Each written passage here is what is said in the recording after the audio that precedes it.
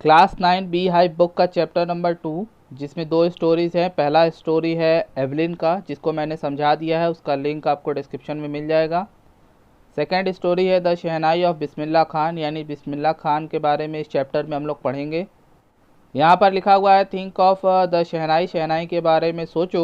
And the first thing, और पहली चीज़, you will probably imagine, आप सोचोगे, इज़ अ वेडिंग, शादी के बारे में, और अ सिमिलर ओकेज़न और फंक्शन, या इसी प्रकार के किसी अवसर या कार्यक्रम के बारे में आपके दिमाग में शहनाई का नाम सुनते ही आएगा। The next would probably be उस्ताद बिस्मिल्लाह खान, और अगली चीज़ जो आपके दिमाग में आएगी वो होंगे Ustad Bismillah Khan. The shehnai maestro, maestro का मतलब होता है कलाकार, यानी शहनाई कलाकार। कौन? उस्ताद Bismillah Khan. Playing his instrument, अपना इंस्ट्रूमेंट यानी शहनाई बजाते हुए आपको दिमाग में आएगा उस्ताद बिस्मिल्लाह खान का ख्याल जब आप शहनाई का नाम सुनेंगे।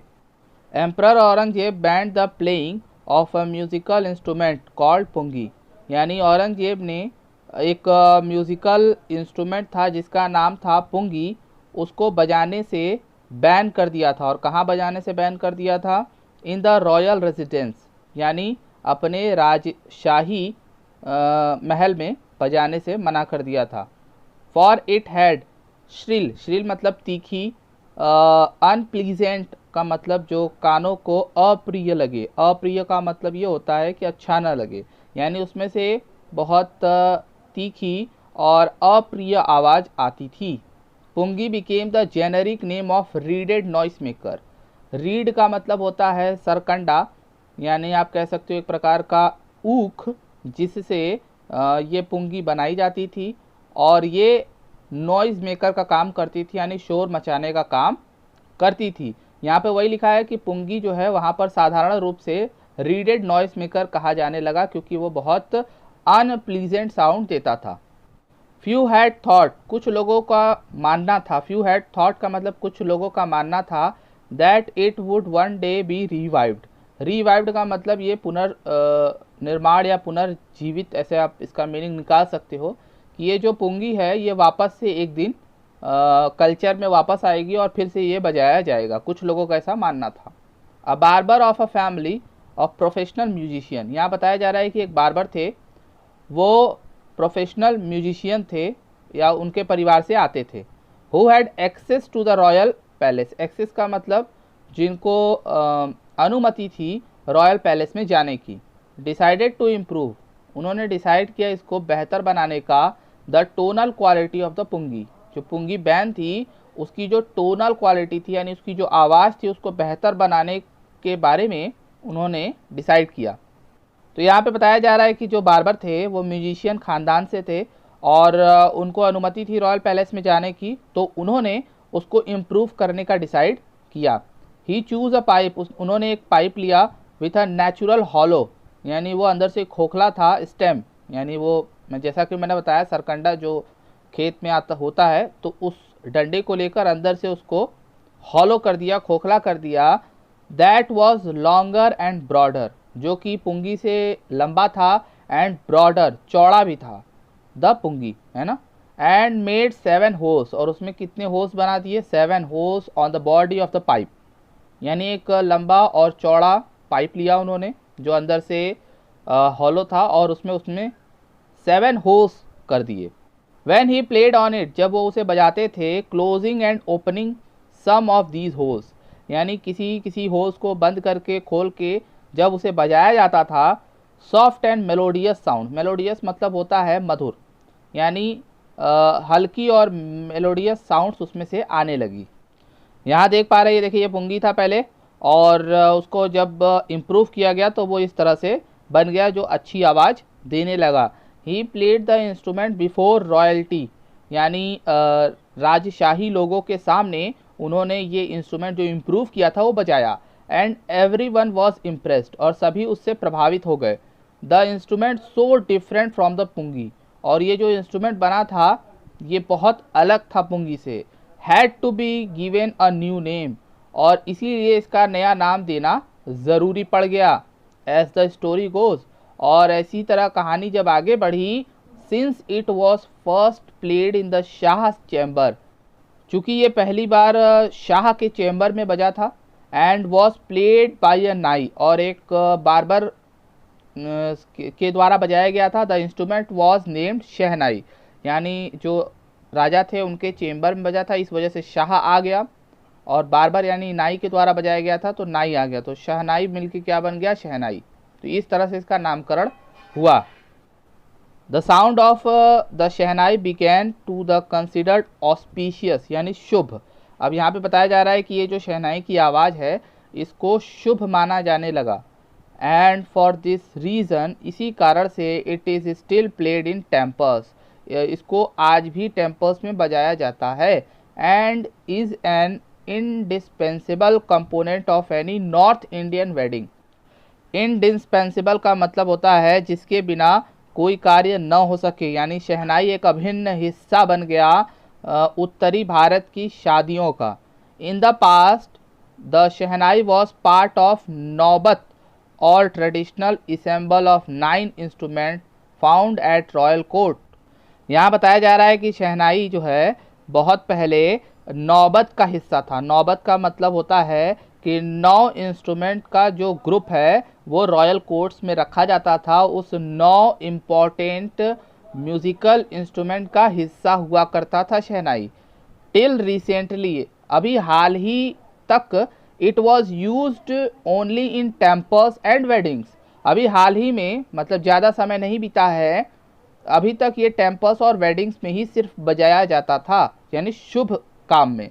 The credit for bringing this instrument on to the classical stage, the credit यानी इसका जो श्रेय है इस इंस्ट्रूमेंट को क्लासिकल म्यूज़िक में लेकर आने का, वो श्रेय किसको जाता है, उस्ताद बिस्मिल्लाह खान को। यानी यहाँ बताया जा रहा है कि ये जो शहनाई है राजा के 9 मेजर इंस्ट्रूमेंट के ग्रुप का हिस्सा था, नौबत का हिस्सा था, और ये टेम्पल्स और वेडिंग्स में ही बजाया जाता था, लेकिन इसको क्लासिकल स्टेज तक लाने में उस्ताद बिस्मिल्लाह खान ने बहुत बड़ा योगदान दिया, यानी उनको इसका श्रेय जाता है।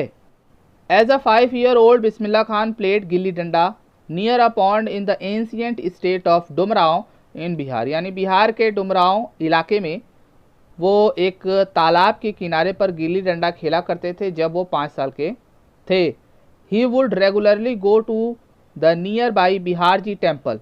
अब यहाँ बताया जा रहा है कि वो रेगुलरली जाया करते थे अपने नियर बाई यानी पास के बिहार जी टेम्पल में, टू सिंग द भोजपुरी चैत, भोजपुरी चैत गाने वहाँ पर जाया करते थे मंदिर में। At the end of which he would earn a big laddu. अब फिर बताया जा रहा है कि जब वो चैत गाते थे तो उस कार्यक्रम के बाद उन्हें एक बड़ा सा लड्डू दिया जाता था जो कि 1.25 किलो का होता था। A prize given by the local Maharaj, यानी वहाँ के जो लोकल महाराज थे वो 1.25 किलो का लड्डू एज अ प्राइज उनको दिया करते थे। दिस हैपेंड 80 ईयर्स एगो, और ये घटना कब की बताई जा रही है, 80 साल पहले की। And the little boy has travelled far to earn the highest civilian award in India. अब यहाँ बताया जा रहा है ये जो छोटा बच्चा जिसको 1.25 किलो लड्डू मिलते थे टेम्पल में चैत गाने के लिए, ये आगे चल के इंडिया का सबसे बड़ा जो सिविलियन अवार्ड है वो मिला, जिसका नाम है द भारत रत्न, यानी उनको भारत रत्न आगे चल के मिला। बॉर्न ऑन 21 मार्च 1916, यानी उनका जन्म 1916 में हुआ था 21 मार्च को। Bismillah belongs to a well known family, Bismillah जो है एक वेल नोन यानी जाने माने परिवार से ताल्लुक़ रखते थे। बिलोंग्स टू का मतलब उनका रिश्ता था। टू म्यूजिशियन, जैसा कि बताया गया कि उनका जो फैमिली था वो म्यूजिशियन से भरा हुआ था, फ्रॉम बिहार, और बिहार से आते थे। हिज ग्रैंडफादर, उनके जो दादाजी थे जिनका नाम था रसूल बख्श खान, वॉज द शहनाई नवाज़, वो शहनाई नवाज़ थे, यानी एक तरह के शहनाई के king. Of the Bhojpur Kings court, यानी भोजपुर के राजा के दरबार के वो शहनाई नवाज़ थे, यानी शहनाई सुप्रीम थे। हिज फादर पैगंबर बख्श, अब देखिए ये तो दादाजी थे, और उनके पिताजी का नाम था पैगंबर बख्श। एंड अदर पैटर्नल एंसेस्टर, और उनके पिता के जितने पूर्वज थे were also great shehnai players, यानी उनके पूरे पैटर्नल यानी उनके पिता के जितने एंसेस्टर्स यानी पूर्वज थे वो सब अच्छा शहनाई बजा लेते थे। The young boy took to music early in life. यहाँ बताया जा रहा है कि वो जो बिस्मिल्लाह खान थे, जब वो बहुत यंग थे, छोटे थे, तब म्यूज़िक उनके जीवन में आ गया। एट द एज ऑफ 3 यानी 3 साल की उम्र में ही, when his mother took him, जब उनकी माँ उनको लेकर गई, to his maternal uncle, maternal uncle यानी मामा के घर इन बनारस, जो आज के समय में वाराणसी है।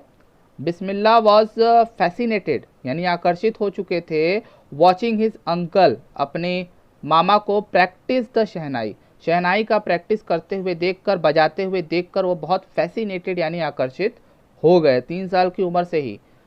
सून बिस्मिल्लाह स्टार्टेड अकम्पनिंग यानी बहुत ही जल्द बिस्मिल्लाह ने शुरू कर दिया साथ में रहना, किसके, अपने मामा के साथ। Ali Bakhsh to the Vishnu temple of Banaras where Bakhsh was employed to play the shehnai. अब यहाँ बताया जा रहा है कि उनके मामा का नाम था अली बख्श, जो बनारस के विष्णु टेम्पल में जाया करते थे, क्या करने के लिए, शहनाई बजाने के लिए। वहाँ पर वो एम्प्लॉयड थे यानी उनको वहाँ पे नियुक्त किया गया था वहाँ पर शहनाई बजाने के लिए। अली बख्श वुड प्ले द शहनाई, वहाँ पर वो शहनाई बजाते थे। And Bismillah would sit captivated for hours on and. यहाँ पे बताया जा रहा है कि जब वहाँ पर अली बख्श उस मंदिर में जाकर शहनाई बजाया करते थे, बिस्मिल्लाह एक कोने में बैठकर घंटों तक कैप्टिवेटेड यानी वहाँ पर उस शहनाई की आवाज़ से आकर्षित होकर घंटों तक वहाँ पर बिना हिले डुले बैठते थे। Slowly he started getting lessons, धीरे धीरे उन्होंने उस पर लेसन्स यानी उस पर ज्ञान लेना शुरू किया। इन प्लेइंग द इंस्ट्रूमेंट, उस शहनाई को बजाने का। And would sit practicing throughout the day, throughout का मतलब पूरे, और डे मतलब दिन, यानी पूरे दिन वो जो है बैठकर इसका प्रैक्टिस किया करते थे और धीरे धीरे उस पर लेसन्स लेना उन्होंने शुरू कर दिया। For years to come the temple of Balaji and Mangala Maiya and the banks of Ganga became the young apprentice favourite haunts where he could practise in solitude. इसमें बहुत सारा वर्ड मीनिंग है, जैसे कि फेवरेट प्लेस का मतलब होता है पसंदीदा जगह, अप्रेंटिस का मतलब आप कह सकते हो स्टूडेंट। अब यहाँ पे बताया जा रहा है कि फॉर ईयर्स, सालों तक वो बालाजी टेम्पल में और मंगला मैया टेम्पल में जाया करते थे और गंगा नदी के किनारे पर जाया करते थे। ये यंग माने नौजवान स्टूडेंट का जो फेवरेट जगह था, फेवरेट हॉन्ट था, वो यही सब जगह था जहाँ पर वो प्रैक्टिस किया करते थे। सॉलिट्यूड मतलब अकेले में, यानी 3 जगहों का नाम बताया गया है, बालाजी टेम्पल, मंगला मैया टेम्पल और गंगा के किनारे पर वो बैठकर प्रैक्टिस किया करते थे। The flowing waters of Ganga, यहाँ बताया जा रहा है कि जो गंगा का बहता पानी है, इंस्पायर्ड हिम, उन्हें प्रेरित करता था, to improvise and the invent raga, यानी वो जो बहता हुआ पानी था उनको इंस्पायर करता था, क्या करने के लिए, इम्प्रोवाइज करने के लिए, यानी चेंज करने के लिए, अलग तरीके से बजाने के लिए। एंड इन्वेंट और आविष्कार करने के लिए, द राग यानी अलग प्रकार के राग का आविष्कार करने के लिए वो प्रेरित करता था या करती थी गंगा की जो बहता हुआ पानी है। That were earlier considered to be beyond the range of the shehnai. अब देखिए यहाँ बताया जा रहा है कि उन्होंने उस राग का आविष्कार किया जो शुरू में कंसिडर्ड माना जाता था, कंसिडर्ड यानी माना जाता था कि शहनाई की रेंज यानी लिमिट से बाहर है। जो राग शहनाई की लिमिट से बाहर माना जाता था, वो राग का आविष्कार उन्होंने गंगा के बहते हुए पानी से इंस्पायर होके इन्वेंट किया। एट द एज ऑफ 14 यानी 14 साल की उम्र में बिस्मिल्लाह एकम्पनीड हिज अंकल, यानी जब 14 ईयर्स के थे तो वो अपने अंकल के साथ to the Allahabad music conference में गए, यानी इलाहाबाद के एक सभा में गए जहाँ पर म्यूजिशियंस आए थे। Eight the end of his recital, recital का मतलब होता है संगीत की प्रस्तुति, यानी जब वो संगीत की प्रस्तुति वहाँ पर हो गई, उस्ताद फैयाज़ खान पैटेड यानी शाबाशी देना, यानी जो फैयाज़ खान उस्ताद थे उन्होंने शाबाशी दिया द यंग बॉयज़ बैक, इस नौजवान बच्चे के पीठ पर। एंड सेड कहा, वर्क हार्ड मेहनत करो, and you shall make it और तुम बहुत आगे जाओगे। With the opening of the all India radio. अब यहाँ पर आगे की घटना बताई जा रही है कि ऑल इंडिया रेडियो जब नया नया ओपन हुआ था लखनऊ में 1938 में, बिस्मिल्लाह's बिग ब्रेक, और बिस्मिल्लाह के लिए ये बहुत बड़ा मौका था।